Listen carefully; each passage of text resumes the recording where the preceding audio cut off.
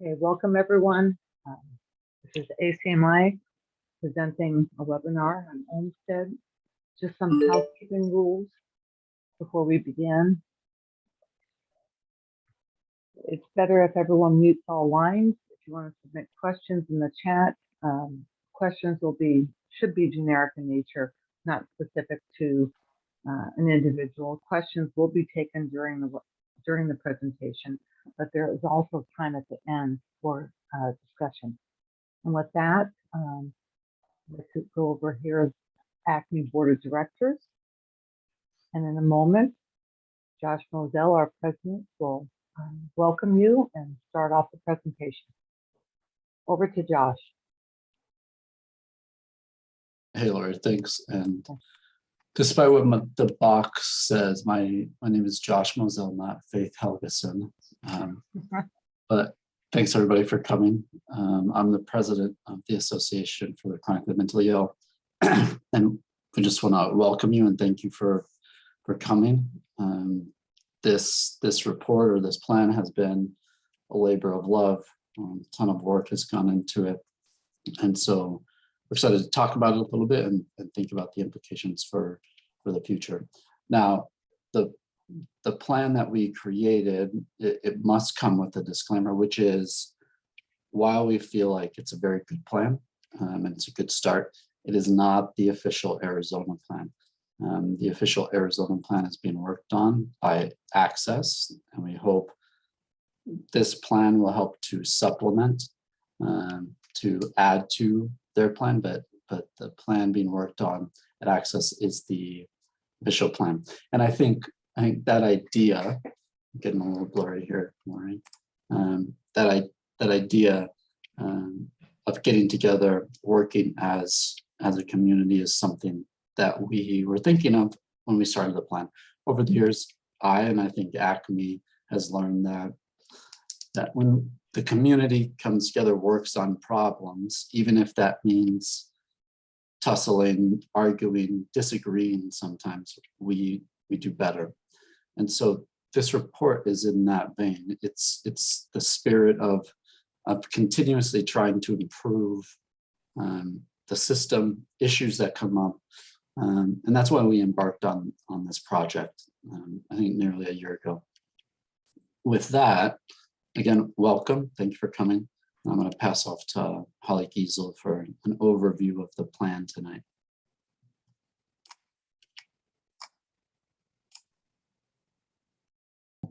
Thank you, Josh. And contrary to what my name tag designates, I'm not Laurie Goldstein. I'm Holly Gieszl.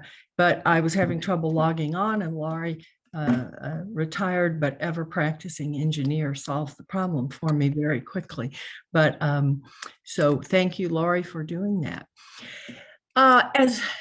Let me first go back just a bit.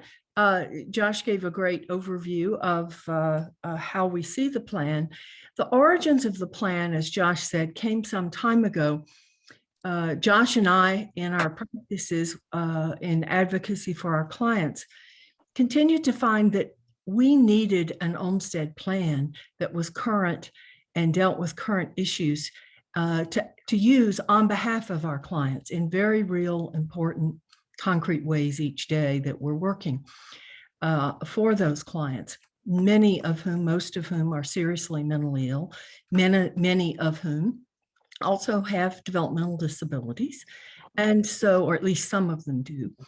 And we needed an Olmstead plan. Arizona has had an Olmstead plan, of course. It was last updated in 2003. And so in talking about how to best address this issue, we decided, let's write one. Josh took more than the leading oar in that, because he had two wonderful interns last summer, Faith Helgesen and Robert Olson, who are here tonight. And he also has, of course, he's in a firm that has perhaps the deepest and richest history in the mental health field in Arizona, and arguably in many ways in the nation. And so he devoted his substantial time and talent and treasure to bring about and fund the development of this ACMI Olmstead plan. As he said, it's a beginning. It's our effort at addressing some of the deficiencies, if you will, in plans around the country, often notably the omission of the series of individuals living with serious mental illness from Olmstead plans in their entirety. So we decided to Josh took as I said, the more than the leading oar, and hopefully the idea that a private group, that a nonprofit group can make contributions in the public behavioral health space will be welcome, will be embraced, and we can all work together with the Olmstead plans that emerge in Arizona and are modified, most importantly, over the next few years. So tonight, let's look at the menu. And it's a wonderful menu, in my humble opinion. Josh is going to go back and explain why an Olmstead plan matters in Arizona. And he's going to address, I think, certainly the first most important thing that everybody knows Olmstead for, which is the principle that patients, clients, members deserve, and must be, as a matter of law, treated in the least restrictive, or the actual words, most integrated setting that's clinically appropriate. But then there's a second part of Olmstead that isn't talked about as much. And Josh is going to talk about that, because I think that's an exciting, important part of developing a compassionate and meaningful plan for all of the individuals that we serve as clients. Next, we're going to hear from Dr. Franczak, who has an unbelievably deep, wide historical association with Olmstead plans across the country, has done work for the Department of Justice, who has responsibility. Faith is going to talk for implementing those plans and enforcing them. I want to share a personal note. One of the fun things about working with college with interns is to get to see people get really excited and committed about a topic that we all care about, but to see the people have sparkle in their eyes and come alive and really dig in when they get to talk to an historical expert in a field. Not to make Dr. Franczak sound like a monument or unduly aged, but when I talked to Robert and to Faith, they had the opportunity to have a long discussion with Dr. Franczak, and they were both so excited.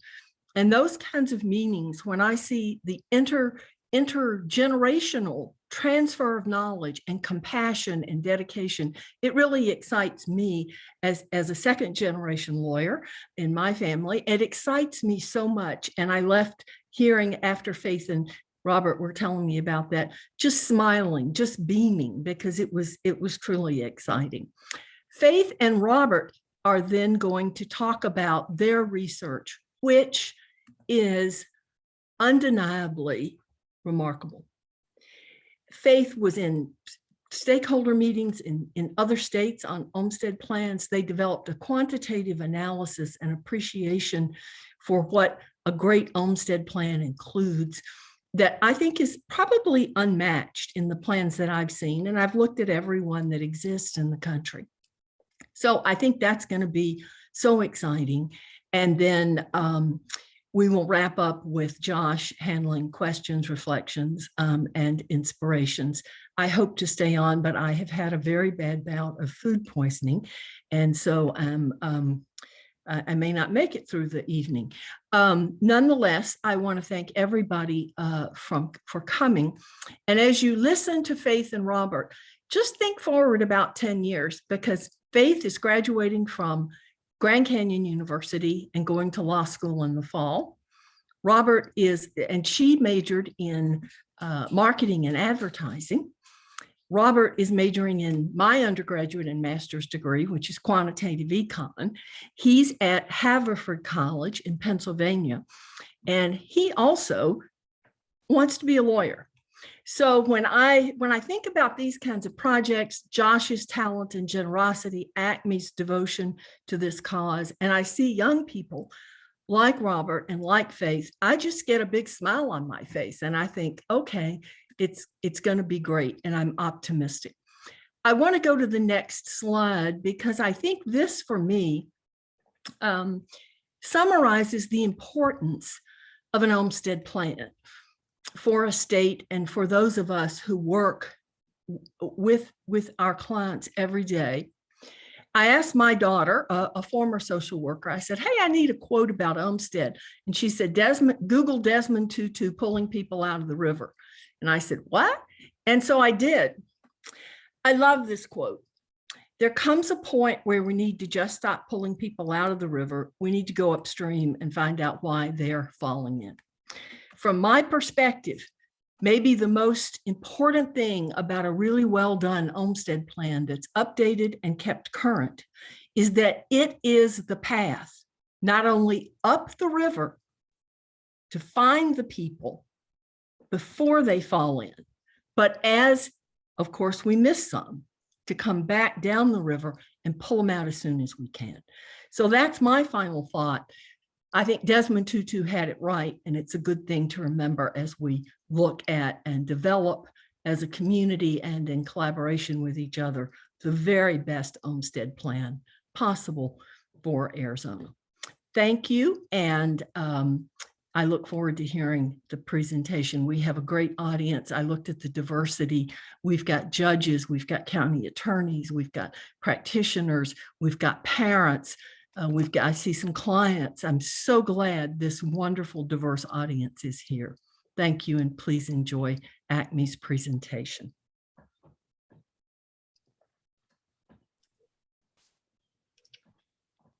All right, thank you, Holly.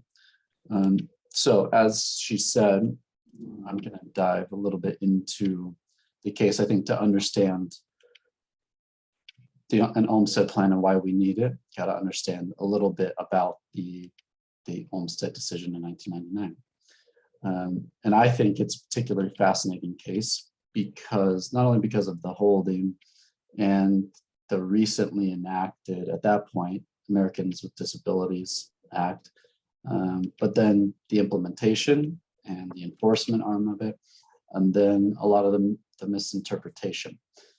And so in 1990, the ADA was passed, and this case was brought in 1995 by two mentally disabled women at the Georgia State Hospital. And while they were there, the medical professionals said, you guys don't need this level of care. You don't need to be at the hospital. You can live in a community setting. And the problem, which is a common one in behavioral health and IDD spaces, is they had nowhere to go. And so they remained at the hospital for years until finally, they brought a suit based upon the Americans with Disabilities Act. And in particular, what's now become a famous provision called the integration regulation. And that regulation reads, a public entity must administer services, programs, and activities in the most integrated, least restrictive setting appropriate to the needs of qualified individuals with disabilities. And so the legal question for the court became, does the ADA prohibits discrimination? Does that prohibition require placement of people with mental disabilities in community settings rather than institutions? And the court's answer was, and this is a direct quote, a qualified yes. And it held that public entities must provide community-based services when there's three criteria that are present. The services are appropriate, and if you circle back to the integration regulation, it's settings that are appropriate to the needs of qualified benefits set in the most integrated, least restrictive environment. So services are appropriate. The affected individuals do not oppose community-based treatment, and community-based treatment can be reasonably accommodated. And if you listen to the oral argument in the case, There was lots of hypotheticals talked about, and the court was very concerned about institution. If they ruled a certain way, institutions would just being shut down. And I think Sandra Day O'Connor said, well, what if a person could live in the community, but they needed 6 one-on-ones? And that's that third prong, that services got to be appropriate, people have to agree, but then also the community-based services can be reasonably accommodated. So with that ruling, which said yes, but it was a qualified yes, there was kind of a rallying cry, and there has been for a long time, about the end of institutions, and you can see why. Again, when the question is, should placement with people with mental disabilities in community settings rather than institutions, when the answer is yes, then the case has spoken and institutions should be closed. But that wasn't what the court said. And this is missed a lot in a lot of discussion about Olmstead. The court said, again, in quotes, a qualified yes, and read properly, it means there's got to be nuance. Individuals need to be looked at on a case-by-case basis. And the court, quoting it, says, each disabled person is entitled to treatment in the most integrated setting possible for that person, recognizing on a case-by-case basis that setting may be in an institution. And so the court was clear that the ADA doesn't mandate forced ejection or removal from an institution. It didn't outlaw institutions. In fact, it provides justification for them, for their use. And not to be too boring, but a few more quotes I think are important to understand the case. And Ruth Bader Ginsburg said, we emphasize that nothing in the ADA or its implementing regulations condones termination of institutional settings for people unable to handle the benefit from community settings, nor is there any federal requirement that community-based settings be imposed on patients who do not desire them. Some individuals may need institutional care from time to time to stabilize acute psychiatric symptoms. For other individuals, no placement outside the institution may ever be appropriate. So over and over again, the court was kind of trying to balance this. And again, in the oral arguments on the case, everybody was concerned about that. All the justices, both left and right, were concerned that if we rule, the ADA says that there shall be no more institutions. Well, what happens with people that need institutions? Having said that, it did provide a standard, which is you've got to provide the most integrated setting, least restrictive for that individual. And I think in a march towards that, the community wants to actually in a bona fide way move towards integration and least restrictive. I think Olmstead plans are incredibly important. And the more that we read them, looked at them, understood their purpose, I think there was an understanding that it's really a community effort to honor the principles within the ADA and within this very important case. And I see it in kind of 3 ways. An Olmstead plan, in my mind, is a tool for the state or the provider of the services to kind of self-assess, and on a year-to-year basis, look at the mirror and say, how are we doing? Are we doing things in a way that provides autonomy, integration, least restrictive environments? And I think it's an important exercise for agencies to go through, the decision makers to go through. And so while these reports aren't required, and they're not required under the law, I think they're vital for that reason. Secondly, and this is one part that, because we're a private group, we just weren't able to do, is it's a chance to involve stakeholders in the process, which I do believe the farther we go into the future, the more this is going to be important. Not only having those who are receiving the services, their ear to the ground, be involved in a stakeholders process, but our systems have become so divided and so siloed that if an Olmstead plan is done properly, it provides an opportunity to get together to talk, to solve issues on a macro and micro level. And this summer, we kind of did that in another forum where we got together the direct care providers, hospitals, clinics, police, fire, the payer sources. And when we did that, I think all of us walked away just thinking, we need more of that. With an active Olmstead plan, one that is returned to consistently over, every year, and even more than that, I think we create that environment. And now more than ever, it's necessary. Third, it creates a place to understand systems and resources. In some ways, we have the best systems in the country, but sometimes what creates those systems is overwhelming complexity. And I can speak, at least for the mental health system, it's one of the most complicated in the country. And if you look at the back of the ACMI plan that we've created, it's chock full of resources, explanations, charts that try to break down these systems, these very complicated ideas, and then provide resources. And I don't know if Andy Arnowitz is on the phone or on the call tonight, but trying to create in a centralized place some of what Andy does for the community.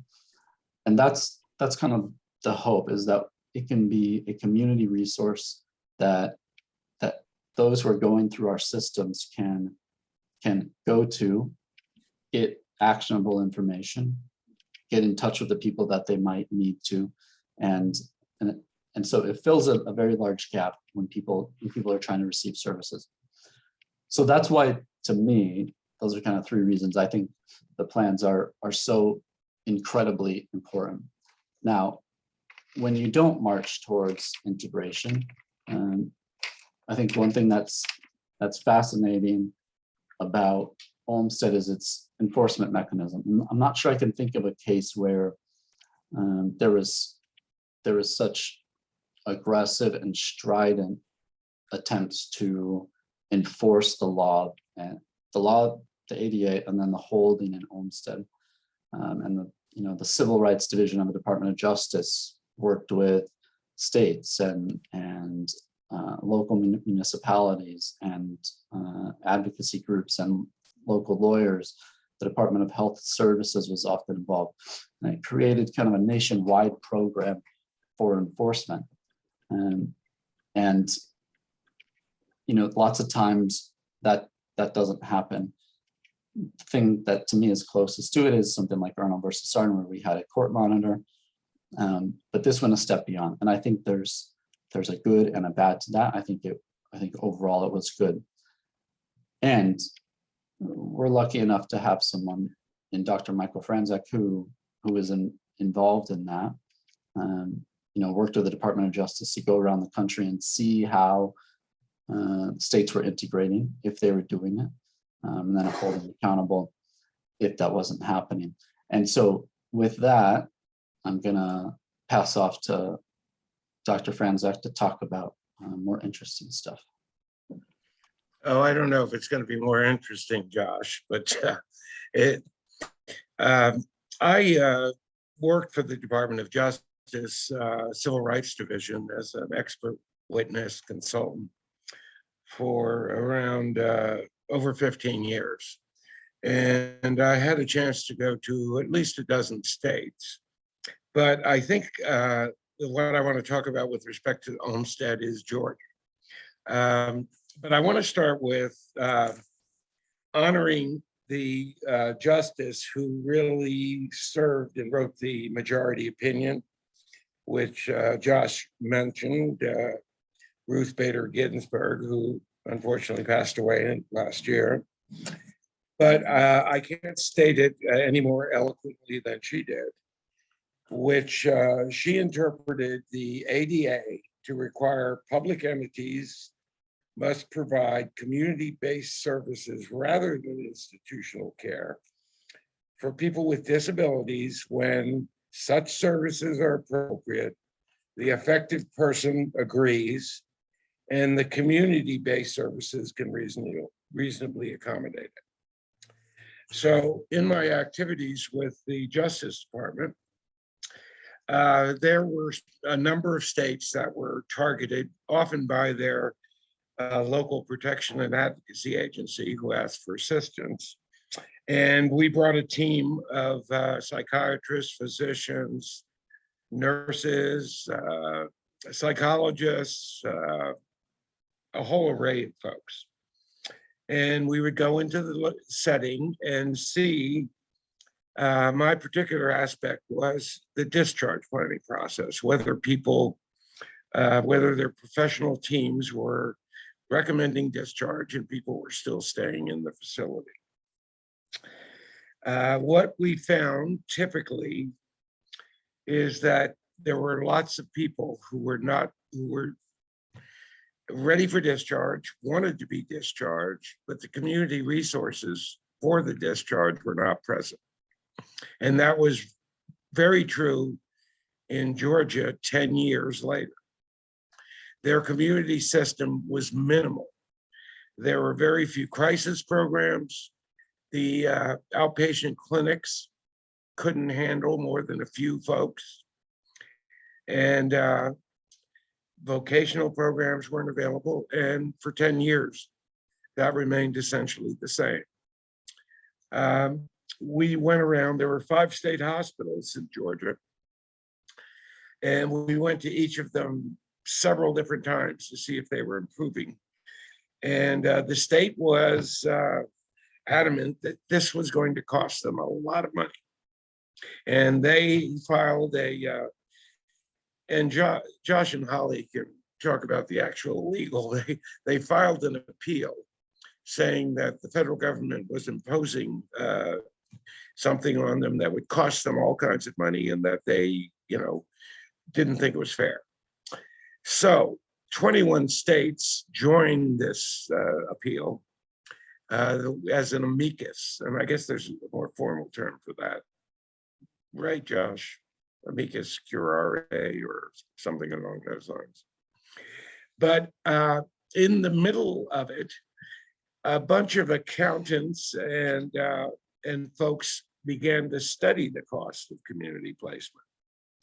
And they discovered that the cost of institutional care for these same people was more expensive than a community-based program would have been. And so 21 of the states dropped their amicus brief, and Georgia eventually gave up as well. So nowhere on any of our trips did we assume that people in the facility, unless the team identified that they could be served elsewhere and the person wanted to go, we never, ever suggested deinstitutionalization of people who weren't ready for placement in the community. What the real problem was the community resources.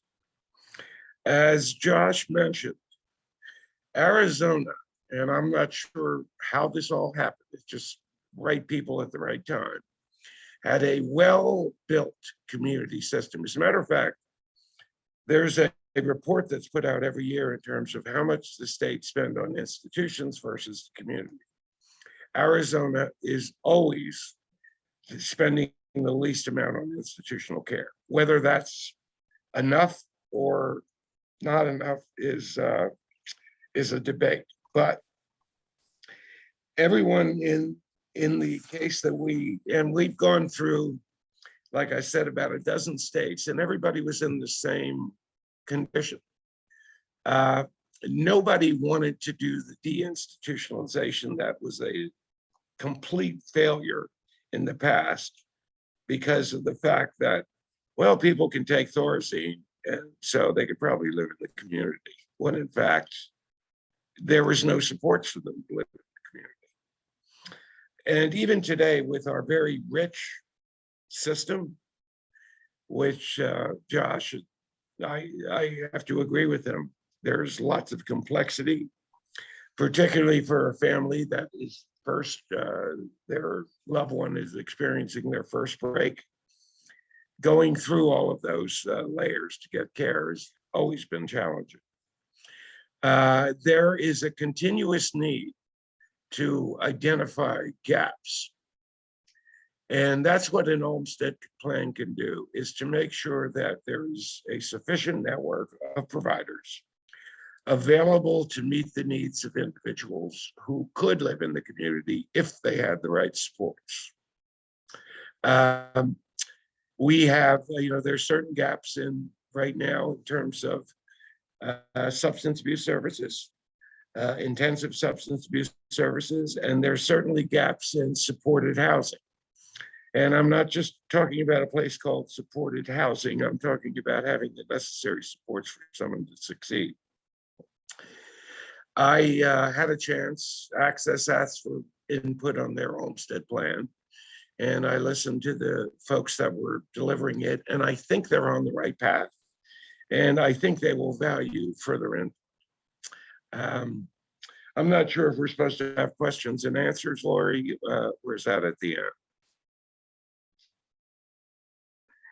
People are free to ask questions during this presentation, and then we'll have a conversation at the end. But I haven't had anything other than the fact that the slides, the recording, and the full Olmstead plan will be uploaded to our site.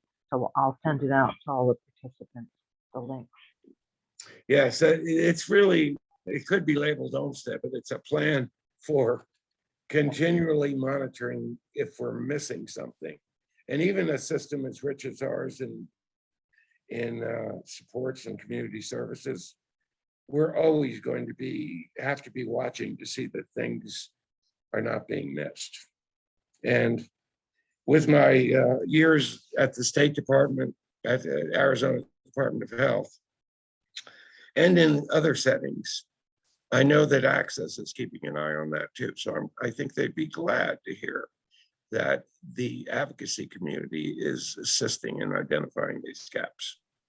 So I had a chance to talk to these two students, and as Holly said, they're bright and they're the next generation to take this to the next step. And I was glad to have that opportunity. So I'm going to turn it over to them.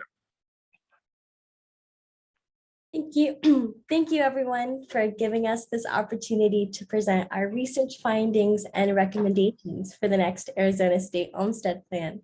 As previously stated, my name is Faith Helgesen, and I'm a graduating senior at Grand Canyon University studying marketing and advertising.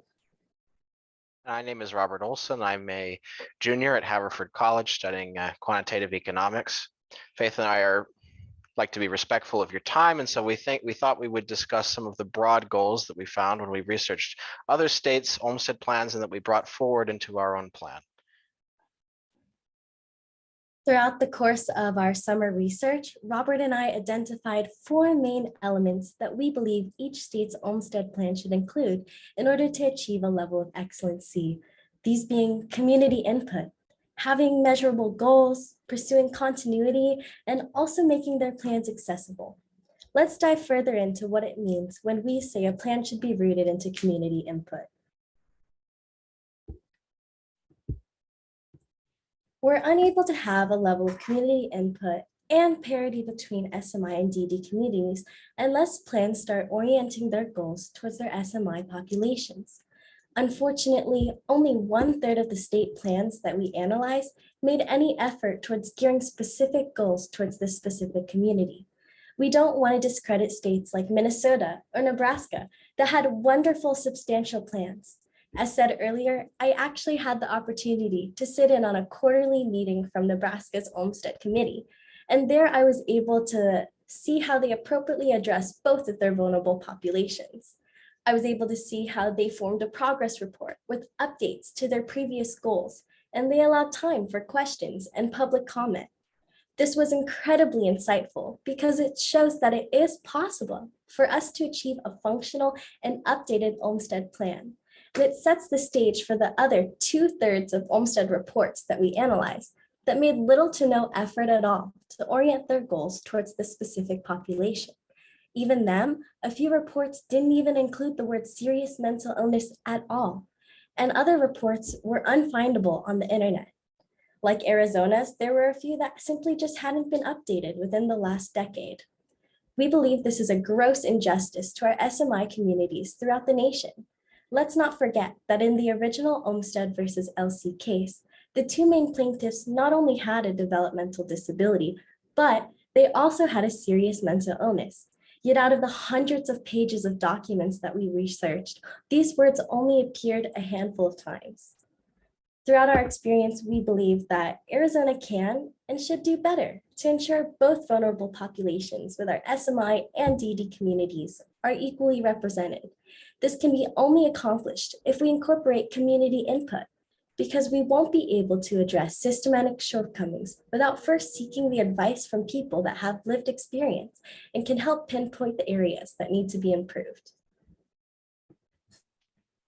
Our next broad goal is that we would like to see plans that have specific and quantifiable goals. If we could move on to the next slide. Yeah. Obviously, that's sort of a broad stroke, but what we mean by that specifically is that, like our plan, we'd like to see the goals broken up by sector of service. It's quite easy to say we would just like to expand our services across all these axes, but it's very hard to sort of specifically track that. Additionally, we think where possible, obviously it's not always possible, goals should be quantifiable. Now that can be somewhat difficult, obviously, but we think what it does for a plan is basically allow people to look 1 year on, 5 years on, and say, did you actually meet these goals? And I think if we can look at the graph there, we can take a look at an example of sort of the goals that we think can be quantified. This is the number of housing choice or mainstream housing vouchers which have been awarded to Arizona. It's from April of 2021, awarded to each of the housing authorities in Arizona. And then that's compared with the number of those vouchers that were then at the time put out into the public. And so we think this is an excellent example of an area in which we can sit down and say, all right, currently we're not using all of the vouchers we have. We would like to increase the number of vouchers that we're using. Additionally, it does force us to be accountable for the using of these vouchers, as well as the time between when we get the vouchers to when we move them out. Because as it currently stands, it was somewhat difficult to find this data. And additionally, it was somewhat difficult to explain some of the inconsistencies. Whereas if we own up to those inconsistencies, it then becomes much easier to sort of identify where we need to go in the future. Additionally, we think in those cases where goals are not quantifiable, which is often the case, we think it's very important that they try to be clear. Sometimes we can lapse into newspeak with some of these reports. And we think it's very important that we ask ourselves whenever we're setting a goal, if someone else were to come down and take a look at this, would they really understand what we're trying to say? And would they be able to, 5 years down the line, take a look at our system and understand whether or not we've actually met these goals? And that takes us over to the next slide, which is continuity. I don't think it's lost on anybody that it's been 19 years since the last Olmstead plan in Arizona. And frankly, if you're going to set goals for yourself and then never revisit those goals, it's not particularly useful to have spent that time on the plan to begin with. And so when we looked at other Olmstead plans, specifically Minnesota's, which actually the state of Minnesota has specifically a Minnesota Olmstead Implementation Office, which is responsible for year-on-year updating its Olmstead plan. And so we think in that way, it's much easier if you have, not 19-year gaps between your plans, to look and continually, converse with the community and see where it is you need to go moving forward. Additionally, we think in the course of our research, we did find often it was the case that statistics that were released in reports from different agencies oftentimes would be talking about somewhat similar things, but they would change, say, a time frame. If they were looking at waitlist times, they would look over a 3-month period, and then the next thing would look over a 6-month period. And the difficulty there is that if you don't have a consistent statistical method of year on year, it becomes very difficult to understand, where you're going. I can't look back 5 years and say, all right, we were here And now we're here because I can't compare the two statistics. And so especially, you know, with issues like this where the data itself is very private and can't be disclosed, it becomes then very important that we pick statistical methods that are clear and we make clear our methodology and then we stick to it. And lastly, we think it's very important for continuity that we identify specifically the communities that we need for input. You know, I think sometimes it's the strategy to sort of release notification that we're working on something and then wait passively for feedback. But we think the issue there is that sometimes you get feedback from specific groups which are well resourced and very active, and you get less feedback from those groups that might be underrepresented and underserved. And we think, you know, it's not really in the spirit of the idea unless you're getting really accurate feedback from every group in society. You know, you're getting every group that you're serving equally, because it might lead you to weight different issues more than maybe you ought to.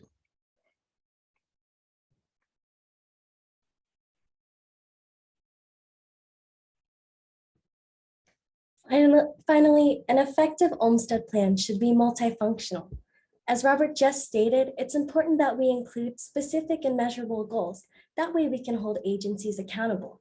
However, we want Olmstead to also offer a broad overview of the state's efforts to address the needs within its disabled communities. This means that it needs to be accessible to friends, families, individuals with DD or SMI. This way, instead of only having agencies and service providers reference our Olmstead plan, we would also like it if you were able to go to the appendixes, look at the different services that are available to you.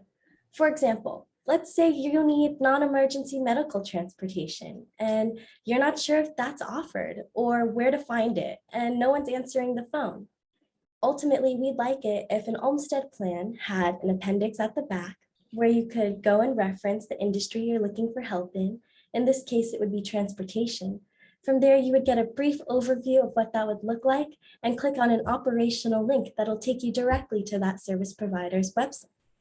In light of this and the need for accessibility for our community, we think it would be a great idea if the state were to create a user-friendly version that concisely sums up the main ideas of the report, and it's easily referenced and understandable. For example, Minnesota did a wonderful job of this by creating a plain language version that condensed all 116 pages of their Olmstead report into a document that was less than 30. Ultimately, we believe that a good plan, as we've hammered this throughout our presentation, needs community input, goals, continuity, and accessibility, so that the agency responsible for writing and creating the final report can aim to achieve these goals and incorporate input that isn't represented in our current Olmstead plan.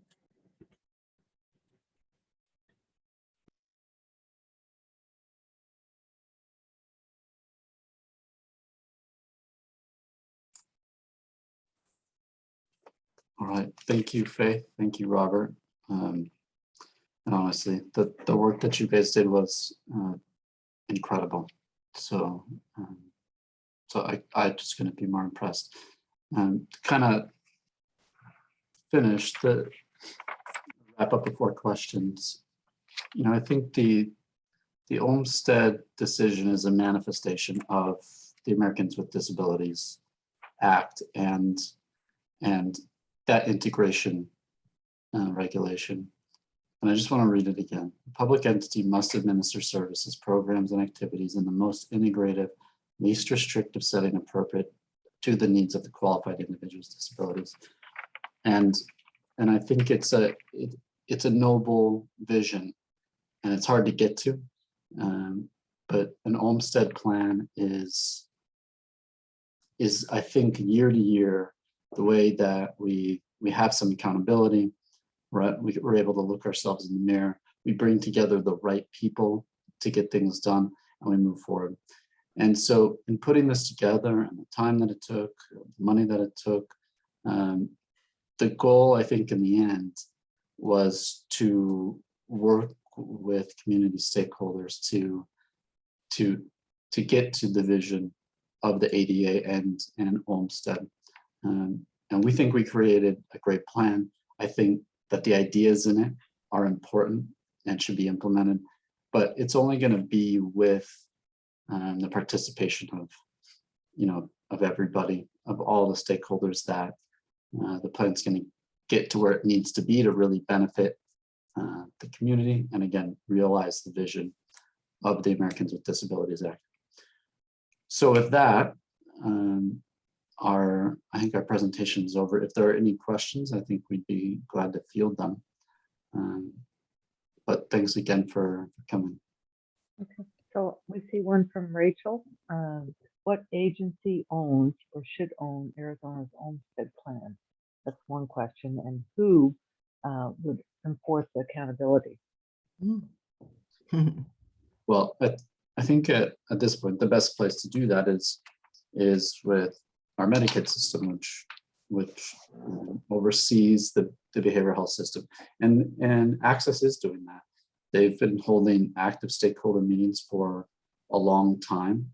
I believe their plan will be coming out shortly, which is good.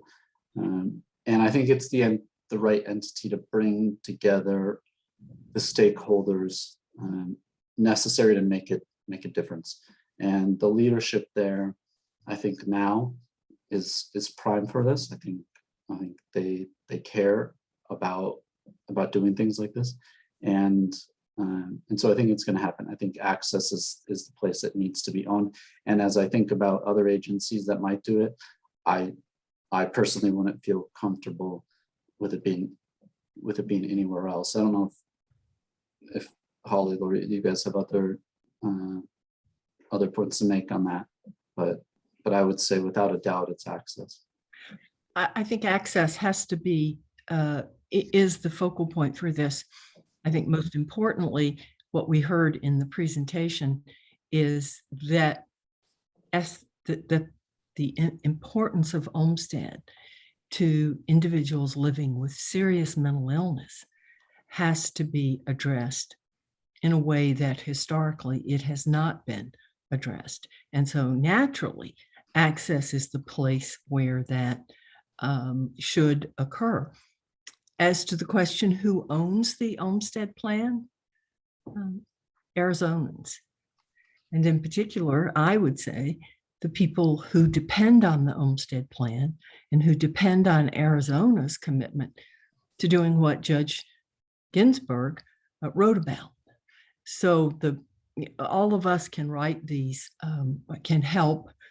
That's what we do. That's what our commitment is. Ownership, I view as resting with my clients and that the people I do this for. Yeah, I would like to add, one of the aspects of Olmstead is that it's also supposed to prevent institutionalization by having an active community system. Instead of reinstitutionalization, which right now seems to be occurring towards our criminal justice system. Right. So any plan that is developed has to not only consider people who are that need to move, but has to have a system that prevents you from having to go there in the first place, which is really basically Desmond Tutu's. That's right. Statement, which I'm going to borrow, Holly. Yeah, on behalf of Mr. Tutu, borrow it. I want the world to have that as their motto. And I thank my daughter when I called and asked for the quote. She said, "Mom, Tutu pulling out of a river, Google it. Goodbye, I'm busy." And I love it. So thank you. So we have another question. Okay. The question is, has there been an effort to name the metrics that should be tracked as part of the plan?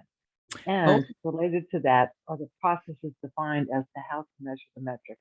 I can say as an engineer, it really, everything Robert said about making sure you have a standard and that you measure things the same way.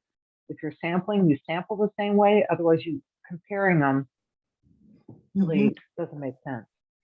Robert should address that, I think, Josh, because Robert came up with an amazing appendix. I think we sent it over in Excel fillable format. I think you sent it to Access. I don't know. Maybe we did a public records request. I don't remember, but Robert is the guru on this. Yeah, thank you, Holly. it's a little bit difficult for me at the moment to, I don't know if I necessarily want to describe line by line each of the tables that we sent over, but mainly what we were trying to do, and you can see a number of our recommended data tables at the end of our report from page 58 onwards, was basically to set out, goals for different services, which separated by community, and then took different statistics, so percent of population or percent of expenditure. So we could look at, like Title 19, HCB waivers, or, Title, non-Title 19. So that's sort of the separations we did, Title 19, non-Title 19. But the basic idea there was to create a sort of broad overview of the different systems. And I brought different statistical tests for each of those systems, and then to have them be pretty accessible and clear and sort of separate by community, and then to hopefully have them be effective so that they can be used, 5 years out, 10 years out. That was the goal we were going for. One of the things in my little travels that I found that states who had Olmstead plans, they were actually used as doorstops. They weren't actively being monitored, like you're saying, using data to correct gaps.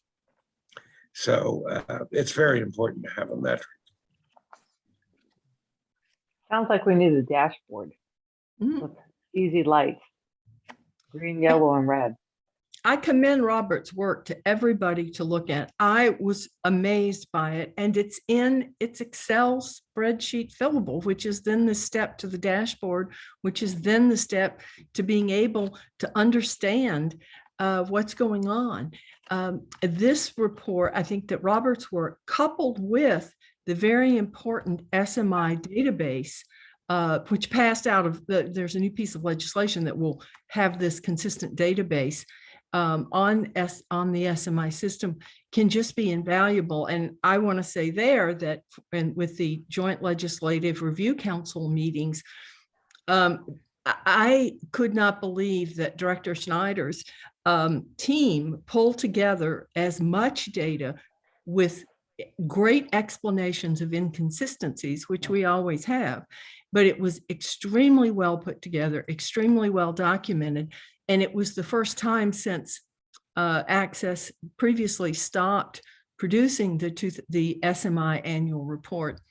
And now there's going to be legislation on that. And we have some of the review council members on tonight. Josh is on the council, and a judge, I believe Judge Vandenberg is still on. So those are important contributions to what I call the architecture of understanding an industry. And Arizona's well on the way, and Rob's report, the director's responsiveness, and to show what can be done. It was truly remarkable. I'm not sure that a lot of the staff there, they deserve a lot of extra days or weeks of vacation after that effort, because it was impressive and had to have been extensive. So I think these two things are great. The real challenge then is, how do we internalize it in our institutions and in our daily way of living? I guess we would call it, how do we socialize it to make sure that we're always focused on the goals that are so important, and that Robert and Faith did such a great job of setting forth? And how do we do it collaboratively, of course? Let's ask, we have about 10 or questions in the queue, so a response, Mike, and we'll go on to the next question. Yeah, I think over the years, IT and data collection have improved significantly from where it was started. We can now gather data from the HIE, from the ACOs, from Access, but the key to that is, I don't like data to go into our data graveyard. It has to be actionable. It has to be something that can be used to improve performance and improve outcomes.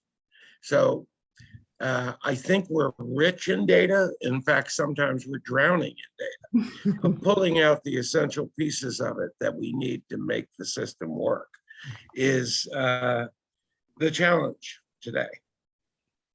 I think too, with that experimental research, you have to understand what data is important. We do it with semiconductors and other things, but you have to measure the things that matter. We measure things that are easy, but it doesn't always matter. So that's all I'll say. And the next question was the Arizona Center for Disability Law Center included in discussions in your plan? I'll answer that. And the answer is no. Like we said at the beginning, our goal here was to put together a plan that either supplements or other reports that the community can work off of, that there's ideas that might be able to supplement the official plan. But we didn't have the time. I mean, recognize there were 4 of us. 2 of us had very full-time jobs, and 2 of us had have very full-time college schedules. And so, no, we couldn't consult with everyone that we probably would have in the system or deals with these populations. So, no. Next question is comment and question. We need easily available information. Disability lawyers, how to apply for housing vouchers. I think that could be a whole other webinar. We could ask David Bridges to give a webinar, because I think housing is important, but anyone want to answer? I think one of my points was that's what I hope that this is that somebody can go to one centralized place and find information like that. If it's identified, as we're talking to stakeholders, as an issue, as a gap, as something that needs to be addressed, that goes into the plan. It's part of the resources at the back of the plan. And we, besides Andy Arnowitz out there doing what he does every day, we just don't have that. And so I totally agree. We need that information, and I'm hoping that the official plan can be a place where people can go and get that information. Okay, next question. How is this related to housing within the housing authorities? Is there already allocated vouchers for our mentally ill community?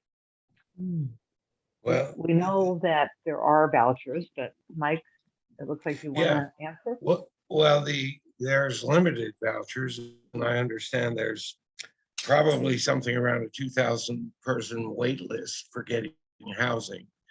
Probably Today higher. is even higher at this point, and with the cost of real estate going up, it's even getting more challenging to find appropriate housing. And even if we're looking for new housing, some of the housing that exists is not supportive or sufficiently supportive to keep the people from being evicted. And in that case, like I mentioned to you, Lori, I think it's an example of from an engineer's point of view, a product failure. If you can't provide housing with enough supports that the person succeeds, then your housing isn't working well. In terms of vouchers, we're hoping more become available, but that's just hope. Well, If we have ARPA funds, so we should ask for it. Yeah, if I may, actually, this is probably in reference to that graph I showed about the mainstream vouchers, which is for non-elderly disabled people. And this was sort of one of the interesting things that came up when I was doing research on the housing for disabled people, was that it appears that there's a pretty significant lag between when the Department of Housing and Urban Development awards housing vouchers to some of our housing authorities and to when those vouchers are actually put into use. I had a number of communications with some of the housing authorities, and they were never quite super clear to me as to why it was taking, in some cases, great number of months to get these things acted upon. So that would be, I think, actually an excellent area to start looking into.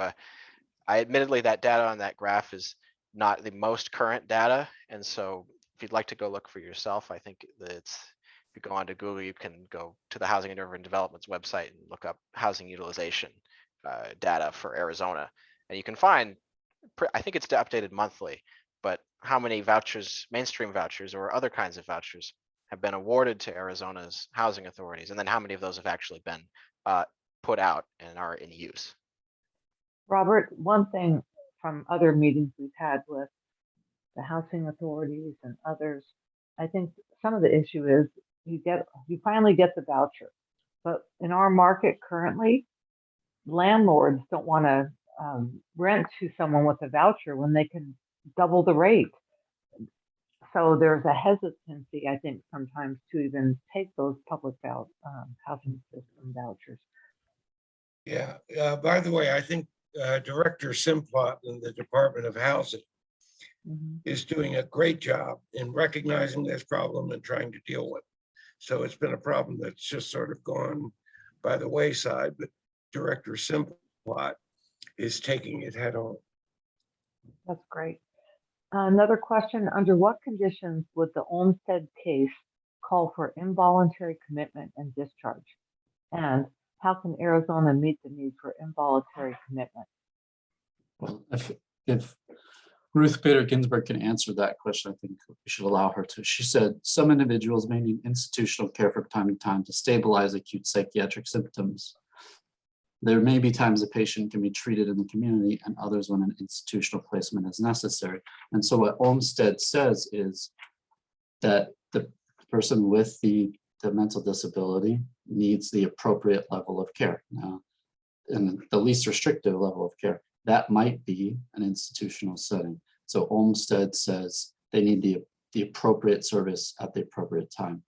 How can Arizona meet the need for involuntary commitment? Dick, that's like 3 more webinars to answer that question. So. It depends on when you catch them, right?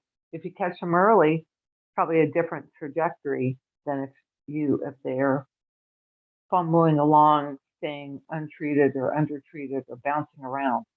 Right? I think one thing, it's important to remember that when our state hospital, when you can't get in the state hospital, particularly if you're in Maricopa County, there's always a waiting list at Mercy. You are held in a far more restrictive, far less clinically integrated and clinically appropriate setting. And that is typically at Desert Vista. And so that to me is what's heartbreaking, because we have people who need the more integrated environment that's at our state hospital and they can't get in. So they're held in a far more restrictive environment on a waiting list. And to me, that's heartbreaking. So hopefully down the road, we'll find a way to bring our compliance, in my view, with Olmstead we'll have better compliance with Olmstead because we'll stop holding people where we are. Here's one for Dr. Franczak. They're wondering if you encountered frustration from prosecution or law enforcement with their focus on community safety, given the mental health service participation is primarily voluntary. If so, did you see a state or region that was really good at balancing those interests between the prosecutors, law enforcement, and the behavioral health system? Well, what I typically found, and we did go out of the institution into the community to see what was available. And when I went to rural communities in many of the states, I found that the police were the point of contact for mental health care. After 5 o'clock Monday through Friday, the police were the primary source of care. And one of the reasons that led to institutionalization, and this going back to Georgia, they just said, oh, we pick so-and-so up, we pick them up every few weeks and take them to the state hospital. A system had emerged to take care of these people, but it wasn't the right system. I did not find police relishing the job of working with the seriously mentally ill. I found that they disrupted their routine from real criminal behavior, but that the only option the police had was book them or take them to the hospital. And that's where many of the states were at that I visited. Okay, our next question, should SMI youth have the chance of having a future purpose through integrated jobs, education, finance, etc.? How can we support those who are able to contribute? Absolutely. Treatment and support. You live your best life no matter who you are.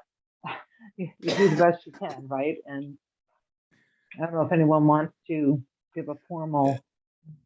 I don't have anything formal except to say that there's been a lot of research on the First Break Initiative, which was done in Maryland at Columbia by Lisa. I'm trying to think of her last name at this point, but we have two First Break programs, but what the First Break programs have proven in research is that if you deal with the first break episode of mental illness, you don't have the long-range trajectory of needing care all your life and being institutionalized. I think we need more first. And what they've shown too, we had a webinar on it. It's on our website, and we had Dr. Cowdery and Dr. Darling. And one is a first episode, first break, psychotic break, and the other is an ACT team. And for the same diagnosis, totally different pictures, clinical pictures, totally different treatment, and from what they've seen. So the first break episodes are really good at getting young people back on track with their life, whether it's work or school. So we're lucky we have those in Phoenix, and we need more. The next question, is there a provision for individualized services that do not have arbitrary timelines for program discharge? I mean, I think our system says it should be based on what the individual needs. I'm not sure that always translates. I don't know who wants to jump in. Yeah, I would say that our laws require that everything emanating from Arnold versus Sarn requires that. This Supreme Court decision, I could read a bunch more quotes from it, requires that. Does it happen? I would say most of the time not, and I think it depends on the level of service that you're receiving. But our laws are protected. And so I think to answer that, we probably need a little bit more specificity. Having said that, there are places in the system where it's really not done all that well, meaning discharges happen too soon. I think that happens at an inpatient level, at the psychiatric hospital level, way too often, and then at the residential level of care. Well, the only place that I think that kind of thing happens is the IMD situation, where a person has a limited amount of time and then payment changes, and that the IMD exclusion is a continual problem, and there are a number of states fighting. But Mike, Yeah. I'll be a little contrary here. Don't you think that we shouldn't treat patients based on the payment method? I mean, it really should be a clinical decision rather Absolutely. than. Absolutely. Yeah, but they have businesses to run, and insurance drives a lot of it. But even hospitals not impacted by IMD, there's divided lines that like Title 19, non-Title 19, and the gaps between the length of stays there. So even when you pull IMD away, there's big differences in and really comes down to the reimbursement source. So, but to say it's not happening at residential, it just is. It absolutely is. And I think the average length of stay at a residential is 42 days. If you look at it a decade ago, it's completely different. So anyway, getting back to the point of Olmstead, we had a report where we could go and we could discuss these things in stakeholder meetings and have all the stakeholders there to then go and work on a problem, study a problem, do a lot of things that Robert is talking about, coming up with metrics that matter, processes to monitor that matter. A lot of these things can be worked on. That's the importance of a plan. We have a comment here about concerning the SMI clinic system. Currently, the clinics are operating. They're understaffed. Case managers are taking on too many clients. There's been a CAC to provide feedback, but nothing has been done. In short, the clinical system is literally falling apart, and clients are suffering as a direct result. Even going through the process of filing concerns is greatly problematic at present. And that was just a comment. But again, that should be absorbed and studied within the Olmstead plan to say, why is this happening and how do we fix it? Okay, another comment, even with ABC Housing and Home Inc., the housing market is unaffordable, even with cash Maricopa housing programs. Yes. We need something to incentivize builders with tax credits or whatever to get them to provide housing and service for this population. Yeah, Another one. if you have a chance, I would invite Director Simplot to describe everything they're trying to do to tackle that problem. Yeah, Tom's great. You should have him in. Here's another. There are over 250 vouchers that have been issued, but there is no affordable housing to be had. Again, we talked about no one wants to take what the voucher pays when they can turn around and get more, which is problematic. That's true. Here's another, a bill placed last night dedicating 100 million of ARPA funds to the Housing Trust Fund, but it's only temporary funds. But it would be good to have the funds flow. I think the more money we can get to housing, the better. And we need effective housing, and we need housing that you actually get housing with a voucher. I think we're all in agreement. And Eddie, I'd be interested in what that can be used for. So if you have any more information on that, that'd be great. I think that's Senator Bartow's bill, and that or the request, I believe. I may be wrong there. This is a good time, I think, to let everybody know that the upcoming Arizona Town Hall, the launch is in mid-April, April 14th or 15th. That deals with SMI housing issues, and it focuses on the I think a phrase that will become part of our everyday terms, the out of the Morrison Institute study, and housing is healthcare. It's not. It makes so much sense, but that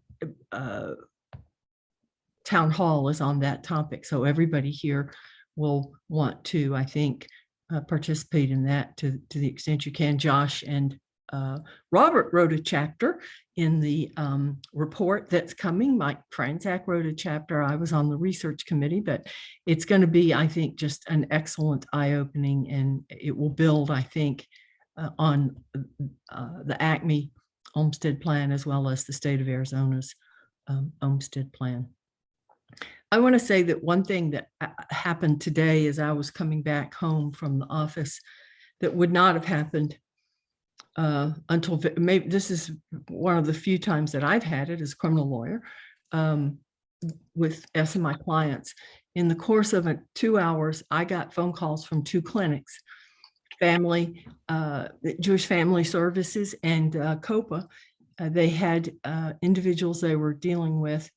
One's father is in prison, and the mother was really struggling in there. The other is an individual who's been in and out of jail and screening agencies and so forth, and now out and in trouble with the family once again.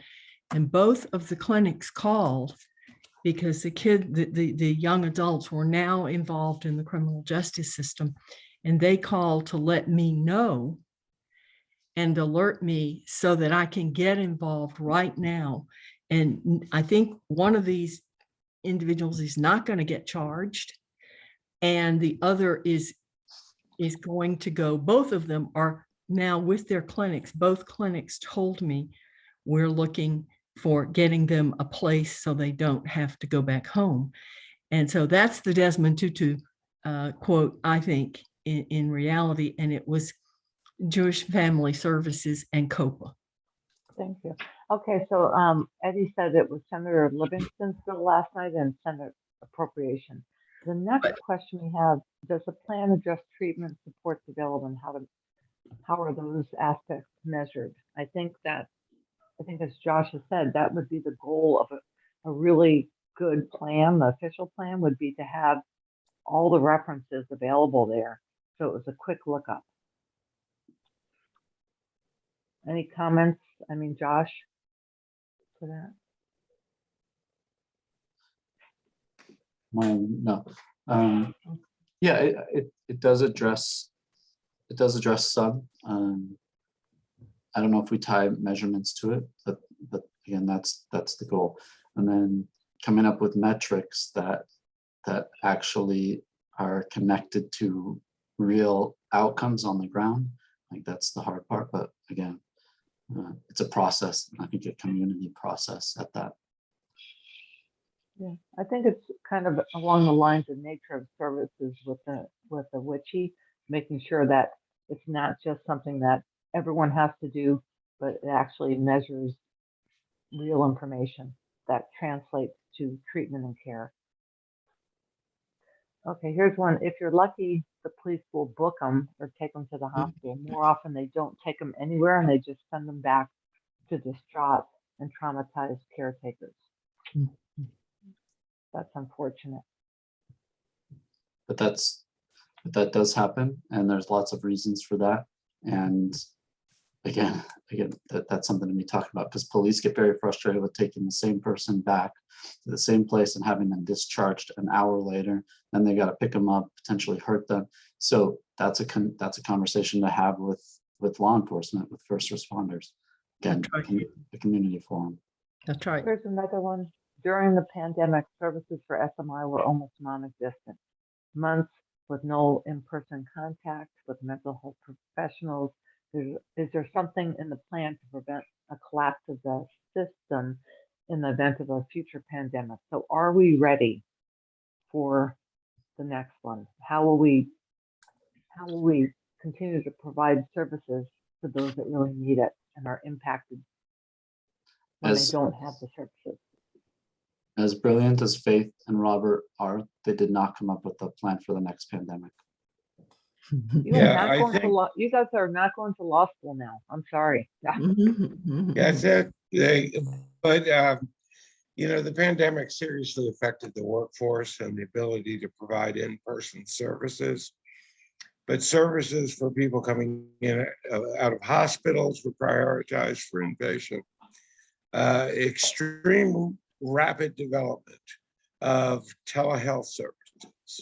Something like 38% of services were provided telehealth. And many people prefer that. They don't want to come into a clinic, get services. They would prefer to have it telehealth. And that was through psychiatry, case management, and all kinds of services. There was no way to see this coming, but I think we tried to adapt, and we're starting to see more people in office. And we were all suffering through the pandemic. As someone mentioned earlier, the workforce was decimated as well. So we're all recovering. I think we'll be back to the new normal. Okay, we also just comment on that bill Eddie mentioned. It was a striker on House Bill 2528 adopted last night. So, you never know what the bill is until the strikers are all in. We do have another question. How do we create a regulator which is accountable for the well-being of an SMI patient and intervene and direct care when necessary as the patient moves through all the various phases the ebbs and flows of his or her psychosis and treatment without all the fragmented handoffs and gaps in care, which now result in homelessness and incarceration. Instead of a grievance, you want kind of a regulator that, or direct line, an escalation line, I think.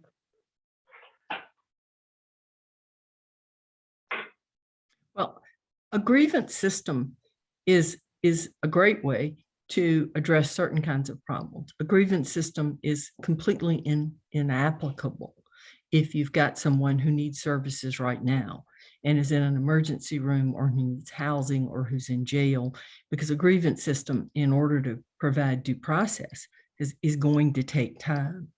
You've got to have notifications, you've got to have opportunity to respond. So I think the issue there is, how do we fill the gaps in the system? What I hear is a series of gaps that are inevitable because we're dealing with humans and with mental illness and with developmental disabilities. And so stability is going to be not stable. You're going to have the ebbs and the flows, and you've got to have a system that's agile enough and responsive enough at each of the places the gaps occur to take care of the person. I personally don't think that it is humane. I think it is a human rights violation to discharge anyone with mental illness to the streets. I would like a law that says you cannot discharge someone with mental illness to the streets.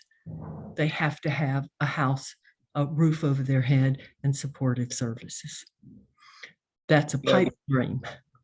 Yeah, I think, Holly's right. The grievance and appeal process moves very slowly. There are ombudsmen at each of the provider agencies that can accelerate things. And Access has an Office of Individual and Family Affairs that can also jump in if necessary. But, filing a grievance is not going to get you relief tonight.